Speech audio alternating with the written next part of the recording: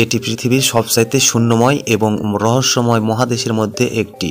এর 1.4 মিলিয়ন বর্গমিটার বিশাল ভূমি রয়েছে, তবে এর 1.5 মিটার পুনরায় বরফের দ্বারা আচ্ছিত। এই প্রায় বিচ্ছিন্ন স্থানটি কেবল পৃথিবীর অতীত নিয়ন্ত্রণ করে না, বরং অসংখ্য অজানা গোপন রহস্য এবং আশ্চর্যজনক আবিষ্কার বহন করে। বন্ধুরা, আজ আমরা অ্যান্টার্কটিকার সবচাইতে ভয়ঙ্কর সেরাদের অনুসরণ করি।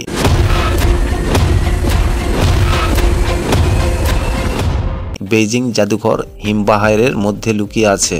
হয়তো আপনি থ্যান্ডম্যান ফার্স্টের ঘটনাটি শুনেছেন।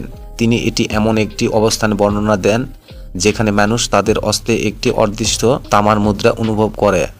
এই ঘটনায় সবচাইতে বিখ্যাত উদাহরণগুলির মধ্যে একটি হল 1917 সালে একটি আন্টার্কটিক অভিযানের সময় জিন কাইন্সখানের অভিজ্ঞতা, যখন তিনি এবং তার 2 পুত্র সদস্য আটকা পড়েছিল এমন একটি জাহাজের কবলে পড়ে মারা যায়। নকল হিমবাহ অতিক্রমে করে উদ্যোগ্য চেষ্টা করেন। তারা 36 ঘন্টার একটি পথযাত্রা শুরু করেন, তবে পুরো প্রতিক্রিয়া চলাকালীন শাহ-কিরদুন অনুভব করেন যে তার সাথে চতুর্থ ব্যক্তিও আছেন। এই অদৃশ্য তামার প্লেট কোনো শব্দ বা কোনো দিক ছিল না। আশ্চর্যজনকভাবে তিনি একমাত্র ব্যক্তি নন যিনি একই রকম অনুভব করেছিলেন। তার সঙ্গী পরে স্বীকার করেন যে তিনি একই সময় অনুভব করেছিলেন। পরবর্তী দশকগুলিতে যারা বিশ্ব থেকে অভিযাত্রী এবং বেঁচে থাকা ব্যক্তিত্ব মৃত্যুর হুমকির মুখোমুখি হওয়ার সময় একই রকম অভিজ্ঞতার জন্য আবেদন করেছিলেন। উদাহরণস্বরূপ, পরবর্তীহীন আরোগণ করেছিলেন, যা শুকুরের চেয়েও কঠিন ছিল। বেঁচে থাকা ব্যক্তিতে বিশাল সমুদ্রে ভেসে গিয়েছিল। এই ঘটনাটি চরম ক্ষেত্রে খুবই সাধারণ, বিশেষভাবে এটি পরিবেশ বিশেষভাবে সাধারণ বলে মনে হয়। তৃতীয় কারণে অপরাধমূলক রেকর্ডের সাথে যে ম্যানেজার হঠাৎ একটি অনুভব করেছিলেন, তিনি কোনো বিচ্ছিন্ন ঘটনা নয়, আরও বেশি সত্যহীন এবং চলচ্চিত্রের কাজে কৌশল দ্বারা অনুপ্রাণিত হয়। উদাহরণস্বরূপ, 2013 সালের গ্রাফিটের নায়ক মৃত্যুর বিরুদ্ধে লড়াই করার পর একটি অদৃশ্য বিচ্ছিন্ন অনুভব করেছিলেন, যা তাকে বেঁচে থাকার রহস্য এবং প্রত্যাত্মক দিয়েছিল। একটি গুরুতর ধারণা এবং অতিপ্রাকৃত শক্তির প্রতীক হিসাবে ব্যবহৃত হয়েছিল।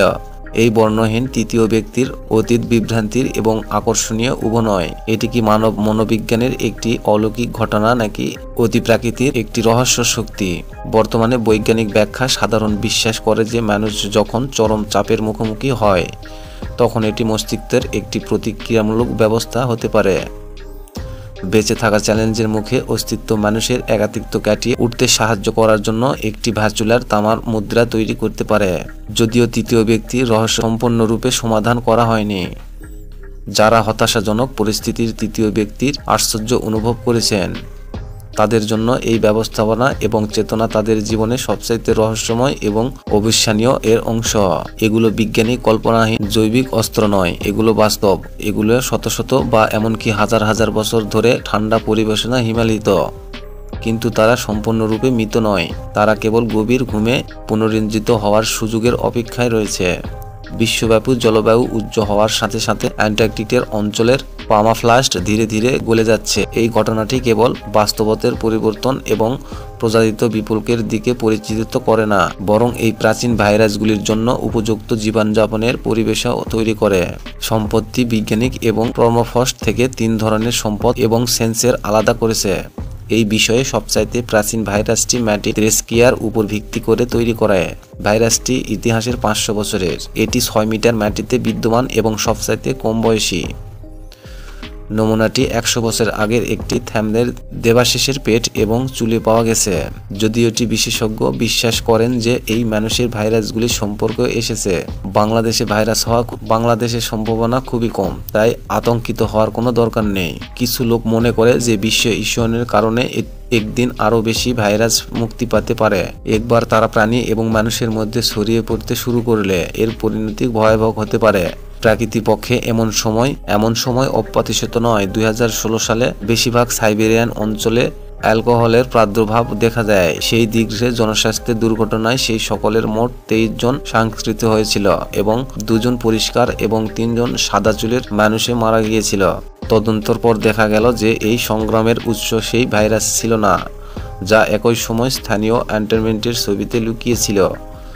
বিশ্বব্যাপী স্থানীয় ভাষায় কেবল স্থানীয় অ্যান্টিমেটের ছবি গলে যাওয়ার ছিল এবং অবশেষে ৭৫ বয়সী পুনরুত্থিত প্রকাশ করা হয়েছিল। অতএব দেখা গেল যে ভাইরাসটি ছিল মানুষের কেকের কিছু সারের অংশ।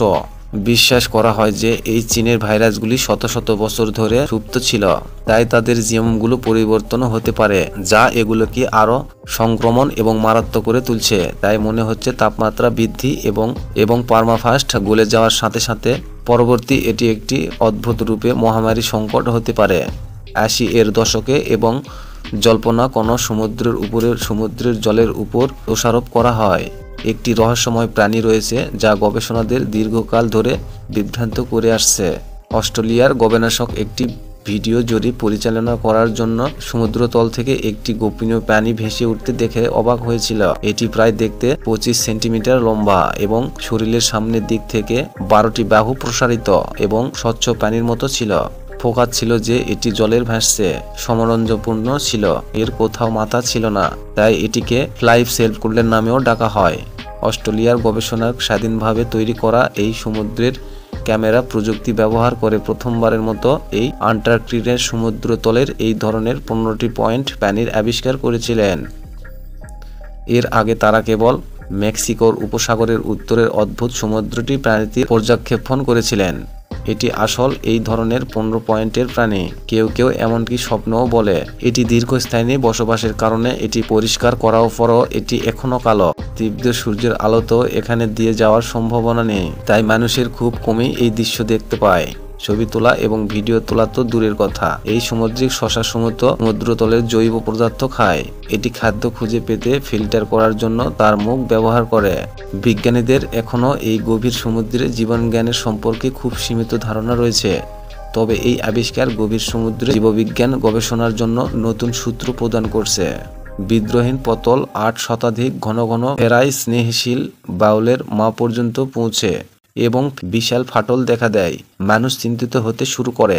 নাসার বিশেষজ্ঞরা বলেছেন যে এটি যদিও ফেক হওয়া সম্ভব নয়, এটি আন্টার্কটিকার বৃহত্তম হিমবাহ নয়। এর গলে যাওয়ার আপাতত বিশ্ব সমুদ্রপৃষ্ঠের উপর, কিন্তু যদি বরফটি গলে যেতে থাকে তাহলে আরও বেশি হিমবাহ ভেঙে পড়তে পারে।